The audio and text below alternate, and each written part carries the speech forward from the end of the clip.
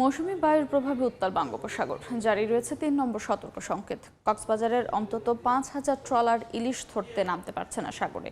এই মুহূর্তে বিস্তারিত জানাতে কক্সবাজার মৎস্য অবতরণ কেন্দ্রে আছেন রিপোর্টার সুজাউদ্দিন রুবেল। সরাসরি যাচ্ছি তার কাছে।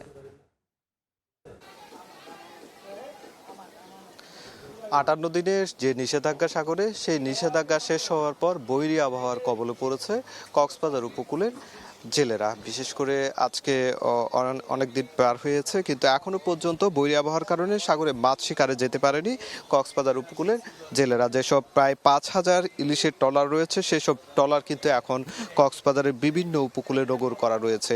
অনেক জেলে রয়েছে যারা সাগরে মাছ ধরার জন্য যাওয়ার জন্য কুলে ফিরে আসলো, এখনো পর্যন্ত তারা ট্রলার উঠতে পারেনি। যেহেতু বৈরী আবহাওয়া সাগরে যেতে না পারায় আমরা দেখতে পাচ্ছি অনেকেই ট্রলারে জাল তুলছে, আবার অনেকেই কাজ করছে, এভাবে বেকার সময় পার করছে। আবার অনেকেই দেখতে পাচ্ছি মাঝিমালা যারা রয়েছে তারা যে সমুদ্রে যে উপকূলের পাশে যে সব দোকানপাট রয়েছে, এসব দোকানপাটে বসে বসে বেকার সময় কাটাচ্ছে।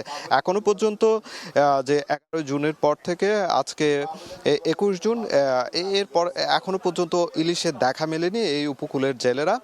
তবে যে ইলিশের জেলে যারা ইলিশের যে ট্রলারগুলো রয়েছে সেগুলো না গেলেও ছোটোখাটো কিছু ট্রলার গিয়েছিল, সেই ট্রলারগুলোও কিন্তু গত কয়েকদিন ধরে আসলে ফিরে এসেছে এবং তারা ফিরে এসে এখনও ট্রলারগুলো নোঙর করে রেখেছে। যেহেতু সাগর অনেক সময় উত্তাল হয়ে উঠছে, আবার গতকালও ৩ নম্বর সতর্ক সংকেত ছিল, আজকে কিছু সংকেত নামিয়ে ফেলা হয়েছে। তবে জেলেরা যেটি বলছে যে ৫৮ দিন নয়, তারা মূলত ৯০ দিনের বেশি একটি অবরোধের মধ্যে পড়েছে, যার কারণে তারা দুর্ভোগ পোয়াচ্ছে, যেহেতু সাগরে যেতে পারছেন না। তো এই ছিল আমার কাছে কক্সবাজার থেকে সবশেষ। সরাসরি ছিলাম কক্সবাজার মৎস্য অবতরণ কেন্দ্রে।